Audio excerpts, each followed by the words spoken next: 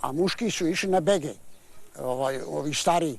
I sećam se, posle su nas dezinfikovali sa tim DDT-em, to mi je ostalo ovako u sećanju, kao dete sam bio, ali sam pametan. Kada su ušli u Banatski Despotovac, novi njegovi stanovnici su zatekli Nemce. Oni su morali da napuste svoje kuće i bili su smešteni u centru sela. 2 logora su bila. To jedan dom je bunt bio Švaba i drugi je dom bio ta fiskulturne sale, pun Švaba. Drugo ništa. Da li ste imali kontakt sa njima? Pa vrlo malo je to bilo, znaš šta, ne znaš da švapski da govoriš, ni to oni srpski, prema tome i prolaziš kraj njih, oni kraj tebe. Oni su radili po štalama i kočijašili, soku gledali sve to, a nismo bili, što ono kaže, u jednom momentu što ono neutralni, nismo znali o čemu se to radi i kako. Sve to za nas bila novina. Mi smo prvi otišli sa stanice i tu na samom ulazu u park jedan, hoću da kažem Švaba ili Nemac, kako će, sa mazgama upravo u kola i juri pravo prema nama. Za maštom i sestru ne zgazi. Ja sam je grabio i izvukao je. I onda smo došli tu u park, ne znamo kućemo, ništa dok nam nije otac našao nas. Otac i odveo nas u kuću. A logora je bilo u selu, ne znam nija koliko, puno logora je bilo, Švabice i Švabe. I ono tamo gdje je prodavnica, to je bio dom za siromake, a ovdje je bio sportski dom, gdje je ambulanta i tu je bilo za srednje, a ovaj dom, tu je bio i bioskop, tu je bilo za bogate Švabe. Znači, bilo je 3 klase, 3 vrste je bilo Švaba. Na dan proslave 70 godina doseljenja najstariji meštanin Banatskog Despotovca bio je Vaso Stanivuk. Sa 94 se sećao bitke na Sutjesci, zatim zarobljeništva i dolaska u Banat. A ja sam onda bio oficir i onda sam došao u vojnoj uniformi. Da, došao sam, pošto sam bio u Zrenjaninu, bila mi jedinica u Zrenjaninu, onda sam došao da vidim. Pošto su mi dolazili roditelji, braća i tako sam došao i bio jedno 5 dana. Posle smo otišli za Zagreb. Zakon o agrarnoj reformi i kolonizaciji nova vlast je donela 23. avgusta 1945. Formirano je Ministarstvo kolonizacije, donesen plan naseljavanja po kome je u Banat trebalo naseliti 16.000 porodica, i to 8.500 iz Bosne i Hercegovine, po 3.000 iz Srbije i Slovenije i 2.000 iz Makedonije. Područje koje danas obuhvata Srednji Banat i opština Kikinda predstavljalo je bosansko-hercegovački naseljenički reon. Obuhvatao je 29 naselja Srezova, Jaša, Tomićki, Petrovgradski i Kikinski. Prve grupe su tokom septembra 1945. došle u sela koja se danas zovu Banatski Despotovac, Čestereg, Ravni Topolovac, Lazarevo, Nakovo, Lukićevo, Krajišnik, Sečanj, Klek. Tokom oktobra naseljena je Sutjeska, a u novembru Banatsko Veliko selo, Novi Kozarci, Mokrin, Perlez, Žitište, Ostojićevo i Kikinda, dok je Bočar nove stanovnike dobio u januaru 1946. Svaki dan je bio dan doseljavanja. Uvijek se našlo svakog dana pod 5-6 porodica koje dosele i to ljudi koji su po prvi put seli u voz, prvi put se u njemu vozili. Vidjeli ravnicu ovu posle brda i šuma, jako je neobično svakome bilo. Mnogi su se kolebali tog momenta, pa su se čak neki vraćali nazad odmah. Većina nabrojanih sela je pre tog rata imala 3 naziva, nemački, mađarski i službeni. Tako je Lukićevo bilo Sigmundfeld, Žigmundfalva ili Martinica. Politika je nakon Drugog svjetskog rata težila da se raskrsti sa starim nazivima. Jedno od naselja koje nije menjalo ime i koje se slično izgovaralo na sva 3 jezika je Čestereg. Sačuvali su ime i nakon što se doselilo oko 300 partizanskih porodica sa oko 2000 članova. Među njima je bila i Dušanka Vojnović, koja je sa 13 godina došla u Banat. Deo rata je provela u ustaškom logoru. Nije imala gde da se vrati u Potkozarsko selo, pa je put koji je nudila nova vlast bio jedino rešenje za bolji život. Kako je izgledao taj život prvih dana ovde?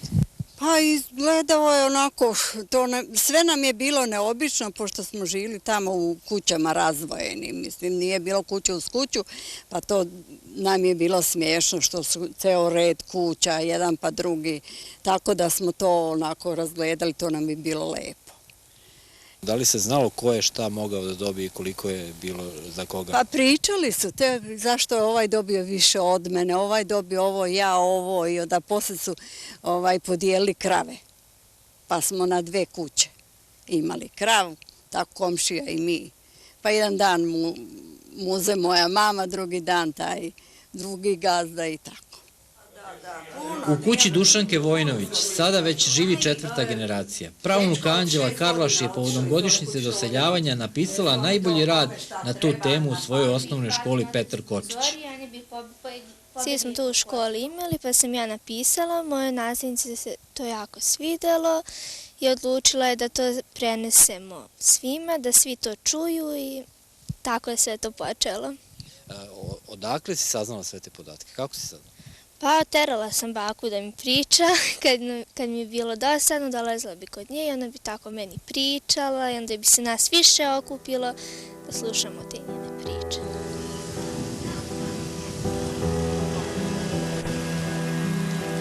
Odlukom predsjedništva Avnoja od 21. novembra 1944. sva imovina Trećeg rajha, imovina takozvanih neprisutnih lica, postala je društvena.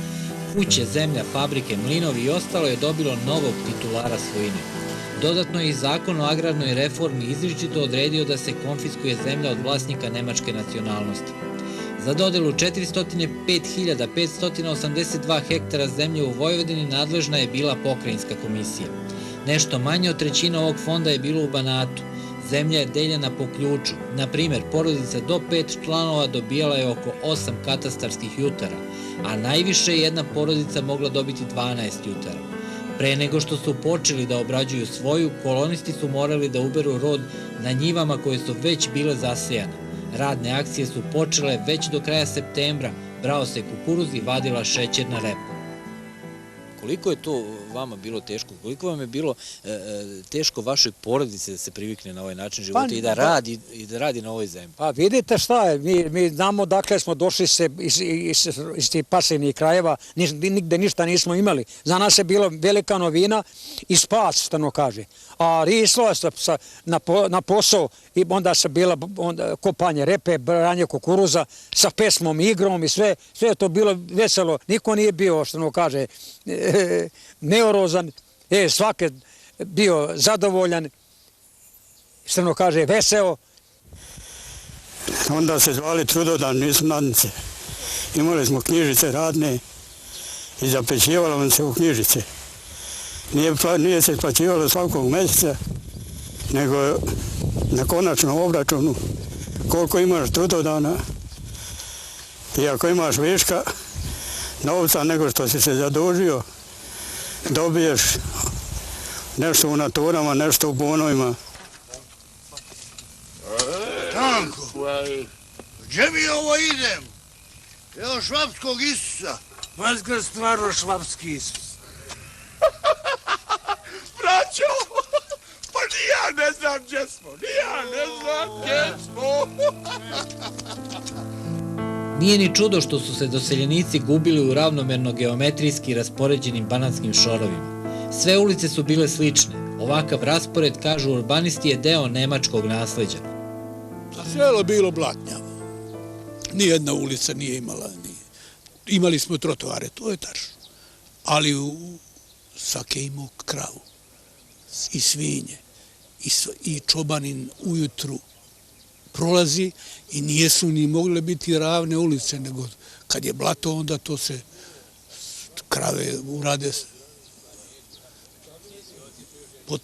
po tim ulicama, po pasu travu, nema ništa, sve to blatnjavo bilo. a kad dolazite sa zapražnim kolima, često se zaglave u blato. Međutim, vidite, sad je sve to asfaltirano, ali nema krava. Kako su stizali, tako su nove vlasti decu usmeravali u škole. Škole su bile prva institucija koja je oformljena u selu. Razred je činilo više godište istovremeno, a za mnoge učenje je bilo prilika da dođu do boljeg statusa u pretežno poljoprivrednoj sredini. Ja se divim svojim roditeljima i u takvim uslovima da smo uspjeli da postanemo. Evo, imam 3 brata, svi su završili škole i uglavnom svi su prolazili jako dobro. A uslovi teško.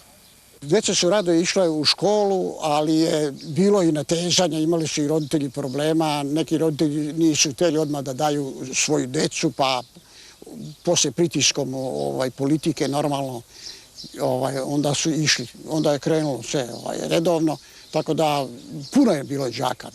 Ali smo svi uvek i u najtežem periodu išli u škole. I ja mislim da rijetko koje selo ima toliki broj završenih fakultetskih i više škola nego kao što je to Suđerska. Kuće su bile sa velikom sobom koja je gledala na ulicu. Praktično je bila na samom trotoaru. Ostale prostorije su se širile u dubinu dvorišta uz nezaobilazni hodnik koji se protezao duž čitave kuće. To su uglavnom bili domovi paora, dok su bogatiji vlasnici imali veće kuće izgrađene kombinacijom cigle i zemlje, ponekad s fronta obložene keramičkim pločicama, i te građevine su najčešće sretane u strogom centru sela ili u glavnoj ulici. Ovu kuću je moj ded Trivun dobio posle proglašenja moga strica za narodnog heroja, i pošto je tu bio komitet, posle on dobio ovu kuću i tu je živeo sa tim cekmajstorom koji je do 55. godine, koji je održavao centralu, posle je prešlo u nadležnost sela, i tako da je on odselio i mi smo tu od 55. godine se nastanili sve do današnjeg dana. A taj cekmajstor je bio Nemac? Taj cekmajstor je bio Nemac i fino se slagao sa mojim džedom, tako reći. Jer da je džedu bilo malo nezgodno, ali bili su u dobrim odnosima. Čak je 60. godina, 60. ne znam koje je, njegova supruga toga dolazila ovde je bio njihov vrt i tu je dolazila da obiđe posle rata, gde je bilo dobro primljena.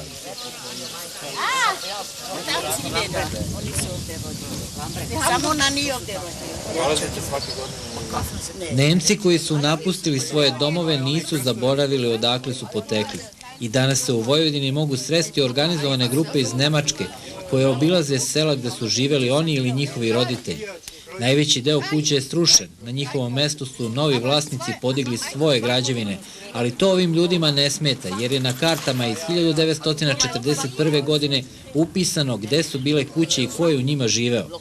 Istoriju svoje porodice iz sela veoma dobro poznaju. Roditelji Catherine de Grel su otišli iz Banatskog Despotovca, ona se rodila posle rata, a poslednjih 10 godina više puta je dolazila u Banat. Moji roditelji, baba i deda su najpre živeli u Stefansfeldu, a onda su se 1908. preselili u Ernshausen. Otac mi je te godine rođen u ovom selu. On je sa 33 godine otišao u vojsku. Ernshausen je između 2 rata bio jedna od najlepše uređenih naselja u Banatu. Ja znam sve o istoriji Ernsthausena, kao da sam rođena ovde. Stalno me vuče da dođem i vidim selo gde su živeli moji roditelji. O svemu tome već 4 godine pišem za nemački Donau magazin, koji se bavi temama vezanim za istoriju podunavskih Švaba. Povodom 7 decenija od doseljavanja, novinar Milorad Savić je pripremio stalnu postavku na kojoj su neki od dokumenata prvih dana doseljenja prvi put i prikazani. Centralno mesto zauzima fotografija koju je snimio Mirko Tepavac, sekretar Okružnog komiteta Komunističke partije Jugoslavije, kasnije ministar inostranih poslova, koji se zatekao u Česteregu 14. septembra 1945. Autor ističe i kako su se snalazili za papir nove vlasti, jer su bitna sredska akta pisali na poleđini fotografije na kojoj je prikazano nemačko nadiranje kroz Ukrajinu. Ja prvi put ovdje izlažem jednu mapu na kojoj je prikazano da je Čestre Kardeljevo. Do sad je bilo dileme da li je bio Čestre Kardeljevo ili nije. Ja kažem jeste, bio i nije. Bio je na mapi, bio je prihvaćen predlog da to bude selo preimenovano. Međutim, nikad niko nije rođen u ovom selu, nikad niko nije umro u Kardeljevu. Odluka koja je prihvaćena od viših organa je poništena i Kardelj se preselio na Jadransko more. Bio je jedno vreme od 50. do 54. godine nazvan u Ploče. Ploče su nazvane Kardeljevo i tako dalje. Bosna, Hercegovina, Krajina ostali su u srcima ovih ljudi. Oni sada neguju sećanje na prvi zavičaj. Pomagali su koliko su mogli, kada je te krajeve zadesila nesreća, treći rat u jednom veku. Istraživači se ne mogu oteti utisku da je veza između Krajina i Vojvodine sada već više vekovna. I to je interesantno da je ovaj prostor od Knina do Temišvara, to je uvek bio povezan i te prve veze Krajine uspostavio je Banaćanin Dositej Obradović, koji upravo ovde negde Begejom kroz srpske itebe prošao pre 2,5 veka, 6 godina proveo u Krajini i tako ta je veza uspostavljena koja traje i do današnjeg dana. Kolonizacija je inspiracija za autore koji danas objavljuju priče o zavičaju preko Drine i životu u ravnici. U knjizi Krov u ravnici govorim o Lazarevu i Lazarevljanima koji su, može se reći, duhovno raspolućeni jer imaju dva zavičaja. Jedan onaj tamo preko Drine, ostale su im tamo rodne kuće i čuvici, a ovaj ovde u ravnici je mnogima detinjstvo i mladost, mnogima kolevka, a ako ne bude više seoba, mislim da je i zajednička grobnica. Banatski Despotovac godišnjicu doseljavanja obeležio je sa oko 1000 stanovnika, 4 puta manje nego u prilikom doseljenja i po tome deli sudbinu mnogih banatskih sela. Odliv je jako primetan, škola nam je pala na neki minimum 50-60 đaka.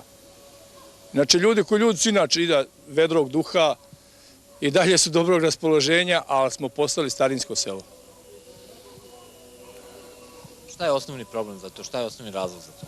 Osnovni problem, nedostatak adekvatnog zaposlenja u samom selu. Sve što se radi se u zadruzi koja može da broji neki 45 ljudi i par prodavnica i to je sve. A ostalo sve ide u Zrenjanin, Novi Sad, Beograd. Nešto bolja situacija je u kolonističkim selima koja su bliže gradu, poput Lazareva. Danas je Lazarevo vrlo moderno selo sa 850 domaćinstava, sa negde oko 2700 stanovnika, sa kompletnom infrastrukturom, jedino nam fali kanalizacija trenutno, što se nadamo da ćemo dogledno vreme uraditi, a ovo ostalo sve imamo i iz tog ugla gledano mnogo je lakše danas živeti nego u onom periodu kad su oni dolazili. Ima li odliva stanovništva? Ostaju li mladi u Lazarevu? Do pred 10 godina mi smo bili pozitivni što se toga tiče, naraštaj je bio u pitanju, u zadnjih 10 godina se vidi odliv, to je nedostatak posla, što bi rekao naš narod, o trbuhom za kruhom. Kolonistička sela u Srednjem Banatu su se tokom proteklih 70 godina potpuno komunalno obnovila. Ono što 50 godina nije razvijano je bila duhovnost. U selima gde su došli kolonisti bile su katoličke crkve, pravoslavnih najčešće nije bilo. Nova vlast je za verske slobode bila nezainteresovana i tako slala signal da je obnova duhovnosti u drugom planu. Odlaskom jednopartijskog sistema u istoriju počela je gradnja 10-ak novih crkava u kolonističkim selima u Srednjem Banatu.